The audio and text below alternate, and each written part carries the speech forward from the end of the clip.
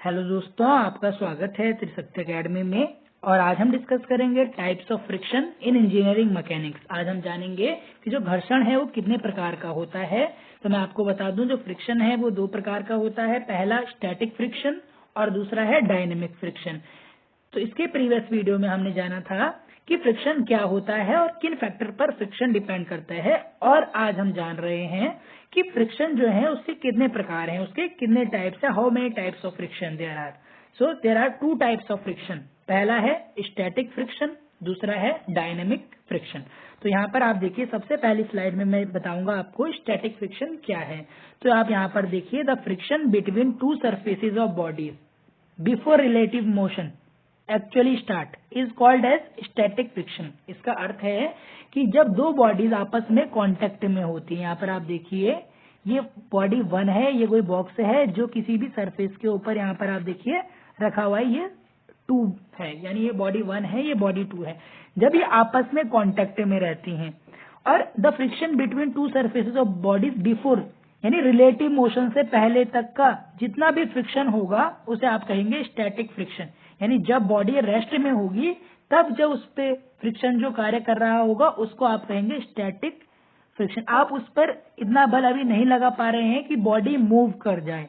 तो देखिए, आप यहाँ पर फोर्स भी लगा रहे हैं इस बॉडी में, परंतु ये बॉडी मूव नहीं हो रही है। इसका मतलब क्या है कि स्टैटिक फ्रिक्शन है। इसका मतलब है स्टैटिक फ्रिक्शन है कि रिलेटिव मोशन से पहले लगने वाला जो फ्रिक्शन है उसको आप क्या कहेंगे, स्टैटिक फ्रिक्शन कहेंगे। उसको आप क्या कहेंगे, स्टैटिक फ्रिक्शन कहेंगे। मैं आपको बता दूं, स्टैटिक फ्रिक्शन के जहां पर हम स्टैटिक फ्रिक्शन की बात करेंगे वहां पर आप देखिए फोर्सेस कौन कौन सी एक्ट करेंगी किसी भी बॉडी पर। तो आप यहाँ पर देखिए, ये कोई बॉडी है, इसका जो वेट है वो कितना होगा, mg। वो वर्टिकली डाउनवर्ड एक्ट कर रहा है। तो जो वेट है वो किसके बराबर हो जाएगा, यहाँ पर आप देखिए नॉर्मल रिएक्शन के बराबर। जो वेट है वो किसके बराबर होगा, नॉर्मल रिएक्शन के बराबर में, जब बॉडी रेस्ट में रहेगी और जब हम स्टैटिक फ्रिक्शन की बात करेंगे। और आप यहाँ पर देखिए कि जो आप यहाँ पर फोर्स लगा रहे हैं, यहाँ पर आप देखिए पुशिंग आपने फोर्स लगाया, एफपी में इसको लिख रहा हूँ, पर तब भी बॉडी मूव हुई। इसका मतलब क्या है कि जो घर्षण है वो अधिक है और आपने जो बल लगाया है या जो आपने फोर्स लगाई है वो फोर्स पर्याप्त नहीं है बॉडी को मूव करने के लिए। इसका मतलब है कि जो एफ पुश है वो बराबर होगा फ्रिक्शनल फोर्स के। In terms of static friction ये जो दो इक्वेशन बनेंगी, पहला कि जो वेट है वो किसके बराबर है, नॉर्मल रिएक्शन के, और जो पुशिंग फोर्स है वो किसके बराबर है, यहाँ पर फ्रिक्शनल फोर्स के। मैं आपको यहाँ पर बता दूं, the maximum value of friction is called limiting friction. यानी जब आप देखिए, आप इस पे एफ पुश यानी इस बॉडी पे आप पुश फोर्स लगा रहे हैं, यानी जब ये बॉडी मूव करने लगेगी उससे पहले तक का जो फ्रिक्शन होगा, जो मैक्सिमम वैल्यू होगी फ्रिक्शन की, उसे आप कहेंगे लिमिटिंग फ्रिक्शन। यानी रिलेटिव मोशन से पहले तक का जो मैक्सिमम मोशन होता है, मैक्सिमम फ्रिक्शन होता है, सॉरी, उसको आप कहेंगे, मैक्सिमम जो वैल्यू होती है फ्रिक्शन की उसको आप कहेंगे लिमिटिंग फ्रिक्शन। आगे जब हम डायनेमिक और स्टैटिक फ्रिक्शन में डिफरेंस जानेंगे तो हम एक ग्राफ देखेंगे, उससे आपको लिमिटिंग फ्रिक्शन आसानी से समझ में आ जाएगा। तो अब बात करते हैं डायनेमिक फ्रिक्शन की। यहाँ पर आप देखिए डायनेमिक फ्रिक्शन के बारे में अब हम बात करते हैं। तो डायनेमिक यानी जब भी कोई दो बॉडीज मोशन में हो और जब उनके बीच में फ्रिक्शन कार्य कर रहा हो तो आप उसको क्या कहेंगे, आप उसे कहेंगे डायनेमिक फ्रिक्शन, या इसका दूसरा नाम है काइनेटिक फ्रिक्शन। इसकी डेफिनेशन पढ़ लीजिए एक बारी। The frictional force when the surfaces in contact, यानी जब दो सरफेसेज जो कांटेक्ट में आ रही हैं उनके बीच में रिलेटिव मोशन है। कैसा मोशन है, रिलेटिव मोशन है। तब आप उसको कहेंगे कि जो फ्रिक्शन है वो कैसा एक्ट कर रहा है, डायनेमिक फ्रिक्शन या काइनेटिक फ्रिक्शन एक्ट कर रहा है वहां पर। डायनेमिक फ्रिक्शन दो प्रकार का होता है, पहला स्लाइडिंग फ्रिक्शन और दूसरा रोलिंग फ्रिक्शन। स्लाइडिंग फ्रिक्शन का अर्थ है कि जब एक बॉडी दूसरी बॉडी के ऊपर स्लाइड करे, जब एक बॉडी दूसरी बॉडी के ऊपर स्लाइड करे तो जो फ्रिक्शन जो आएगा उसको आप कहेंगे स्लाइडिंग फ्रिक्शन।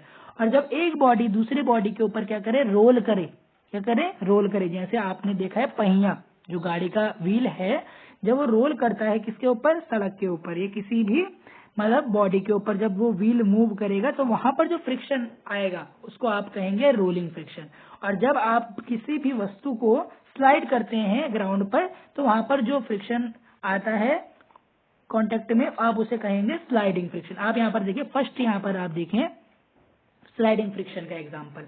इसमें आप देख रहे हैं कि यहाँ पर इंक्लाइंड प्लेन है इस प्रकार से यहाँ पर, और इस पर कोई बॉडी यहाँ पर इस प्रकार ये देखिए रखी हुई है। यहाँ पर ये बॉडी यहाँ पर रखी हुई है। यहाँ पर आप देखिए इस प्रकार आप इसे यहाँ से फोर्स दे रहे हैं, फोर्स अप्लाई कर रहे हैं, और यहाँ से एक रेजिस्टेंस यहाँ पर आ रही है एफ एस, में इसको लिखता हूँ फ्रिक्शनल फोर्स यहाँ पर उत्पन्न हो रही है, मोशन में है, पर तब भी यहाँ पर एक फ्रिक्शनल फोर्स कार्य कर रही है, जिसे आप कहेंगे डायनेमिक फ्रिक्शन। क्योंकि डायनेमिक फ्रिक्शन तब कार्य करता है जब बॉडी मोशन में होती है दूसरे के सापेक्ष में, दूसरे के रिलेटिव। अब देखिए इसी प्रकार रिलेटिव यहाँ पर आप देखिए रोलिंग फ्रिक्शन में, रोलिंग फ्रिक्शन में आप देखते हैं कि जो व्हील है, इस सेकंड डायग्राम में आप देखें कि ये जो व्हील है यहाँ पर, इस व्हील को आपने पुश किया तो ये व्हील यहाँ पर मूव किया, व्हील मूव किया, तो व्हील की जो डायरेक्शन है, जो फोर्स है, ये व्हील आगे की ओर जाएगा, परंतु जो फ्रिक्शन है वो इसकी अपोजिट डायरेक्शन में लगेगा, क्योंकि जो फ्रिक्शन है वो मोशन को रेजिस्ट करता है। तो ये हो गया हमारे पास डायनामिक फ्रिक्शन। अब आप देखिए सबसे इंपॉर्टेंट चीज आज हम जानने जा रहे हैं कि स्टैटिक फ्रिक्शन या डायनामिक फ्रिक्शन में डिफरेंस जान लेते हैं, या इसको ग्राफिकल रिप्रेजेंटेशन भी आप बोल सकते हैं कि इसका ग्राफिकल रिप्रेजेंटेशन हम समझ लेते हैं। तो आप यहाँ पर देखिए कि हमने ग्राफ बनाया है, इसमें आपने दो एक्सिस लिए हैं, एक है एक्स एक्सिस, एक है वाई एक्सिस। एक्स एक्सिस की तरफ आपने फोर्स लिया है, एक्स एक्सिस की तरफ आपने फोर्स लिया है, और वाई एक्सिस की तरफ आपने क्या लिया है, फ्रिक्शनल फोर्स। यानी फ्रिक्शनल फोर्स और अप्लाइड फोर्स के बीच में क्या है, एक ग्राफ बना गया है। इसमें हम जानेंगे स्टैटिक फ्रिक्शन को भी और डायनेमिक फ्रिक्शन को भी। तो मैं आपको यहाँ पर एक एग्जांपल से इसको समझाता हूँ। यहाँ पर आप इसको इरेज करता हूँ, यहाँ पर मैं एक बॉडी ड्रॉ करता हूँ। यहाँ पर आप देखिए इस प्रकार, ये देखिए ये कोई बॉक्स है, ये क्या है, कोई भी बॉक्स है, यहाँ पर बॉक्स में यहाँ पर लिख रहा हूँ, और ये क्या है, ग्राउंड है आपका GL, इसको ग्राउंड लेवल बोलता हूँ। अब आप देखिए यहाँ पर आप इस प्रकार से फोर्स लगा रहे हैं, क्या लगा रहे हैं, फोर्स आपने यहाँ पर लगाया है, इस प्रकार देखें F, यहाँ पर आपने फोर्स लगा दिया है, और यहाँ पर एक फ्रिक्शन जो है कांटेक्ट के आने के कारण, जब दो बॉडीज कांटेक्ट में आ गई हैं तो वहां पर एक फ्रिक्शनल फोर्स कार्य करता है जो इसके मोशन को अपोज करेगा। अब आप यहाँ पर देखेंगे कि जब बॉडी विराम अवस्था में थी, यानी 0 पर थी, इस पर कोई भी फोर्स कैरी नहीं कर रहा था, कोई भी फोर्स एक्ट नहीं कर रहा था, तो आप यहाँ पर देखेंगे कि जब यहाँ पर कोई भी फोर्स एक्ट नहीं कर रहा तो बॉडी यहाँ पर 0 पर है। अब देखिए जैसे धीरे धीरे धीरे आपने यहाँ पर फोर्स को लगाना इंक्रीज किया, जैसे ही आपने फोर्स लगानी इंक्रीज की तो आप यहाँ पर देखिए इस प्रकार, ये देखिए फोर्स बढ़ने लगी एक पॉइंट तक, वो पॉइंट है A। तो जब 0 to A, O to A भी आप इसे कह सकते हैं, जब O to A फोर्स लगा, यहाँ देखिए O to A जब फोर्स लगा तो क्या हुआ, उसी के समानुपाती फ्रिक्शन भी बढ़ने लगा, यानी जितना आपने फोर्स लगाया उतना ही वहां से फ्रिक्शन भी लगने लगा, उतना ही वहां पर फ्रिक्शन भी लगने लगा। इसका मतलब यह है कि जो आपने फोर्स लगाया उसके कारण जो है बॉडी मूव नहीं हुई, क्योंकि फ्रिक्शन क्या है, अभी भी अधिक है, फ्रिक्शन अभी भी अधिक है।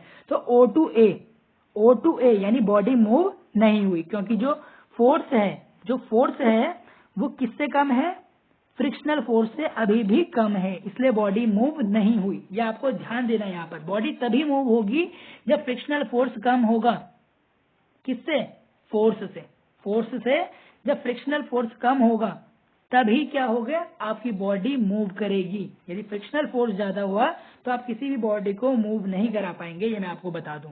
तो यहाँ पर O to A body move नहीं हुई, आपने फोर्स अप्लाई किया, फ्रिक्शनल फोर्स भी यहाँ पर एक्ट किया, परंतु बॉडी मूव नहीं हुई। इसका मतलब ये है कि यहाँ पर O to A जो फ्रिक्शन है वो है स्टैटिक फ्रिक्शन, वो है स्टैटिक फ्रिक्शन। अब आप यहाँ पर देखिए, इसको मैं इरेज करता हूँ, यहाँ देखें इरेज ऑल, और यहाँ पर देखिए अब O to A जैसे मैंने आपको बताया, तो A जो पॉइंट है वो लिमिटिंग फ्रिक्शन है, A जो पॉइंट है वो लिमिटिंग फ्रिक्शन है, और लिमिटिंग फ्रिक्शन मैंने आपको बताया था कि वो वैल्यू फ्रिक्शन की जहां पर जो फ्रिक्शन की वैल्यू होती है वो मैक्सिमम होती है, यहाँ पर जो फ्रिक्शन होगा वो मैक्स होगा, यहाँ पर मैं लिख दूँ F मैक्स, यहाँ पर मैक्सिमम फ्रिक्शन एक्ट करेगा, यहाँ पर मैक्सिमम फ्रिक्शन एक्ट करेगा। और यहाँ पर ये देखिए कोई बॉडी है, और जब इसने मैक्सिमम फ्रिक्शन को पार कर लिया और यहाँ पर ये देखिए फोर्स लगा, तो यहाँ पर जो Fs की वैल्यू है, यानी जो Fs की वैल्यू है, जब F जो फ्रिक्शनल फोर्स की वैल्यू है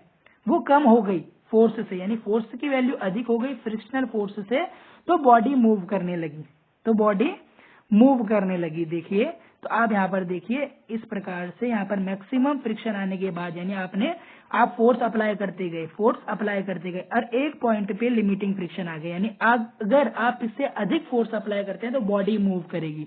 तो आपने इससे अधिक फोर्स दिया, आपने यहाँ देखिए फोर्स आप बढ़ाते जा रहे हैं, फोर्स आपने इंक्रीज किया, तो यहाँ पर देखिए बॉडी मूव होने लगी।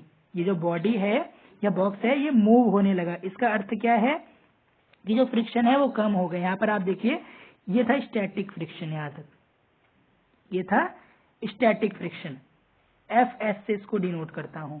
और अब आप इसको देखिए, इरेजर लेता हूँ, इसको इरेज करता हूँ। यहाँ पर आप देखें इस प्रकार मैंने इरेज कर दिया। अब आप यहाँ पर देखेंगे कि ये देखिए ये जो फ्रिक्शन है ये है हमारे पास एफ के, आप इसे कहें काइनेटिक फ्रिक्शन, या एफ डी आप इसे कहें डायनेमिक फ्रिक्शन।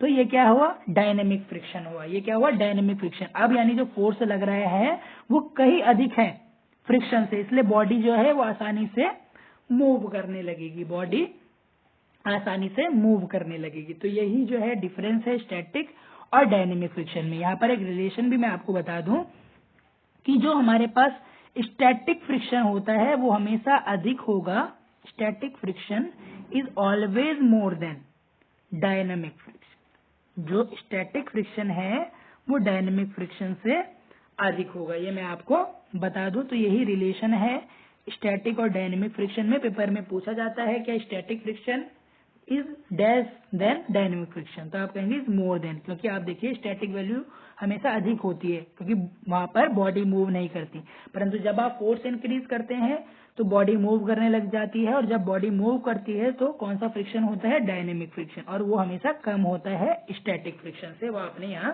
ग्राफ की मदद से समझ लिया। तो इसी के साथ ये वीडियो यहीं पर एंड होता है, जिसमें हमने डिस्कस किया टाइप्स ऑफ फ्रिक्शन और इनके बीच में रिलेशन हमने समझा है डायनेमिक और स्टैटिक फ्रिक्शन के बीच में। Please like, share and subscribe our channel, and you can also follow us on Trisakti Academy Facebook and Trisakti Academy Instagram 03 as per given ID. Thank you very much.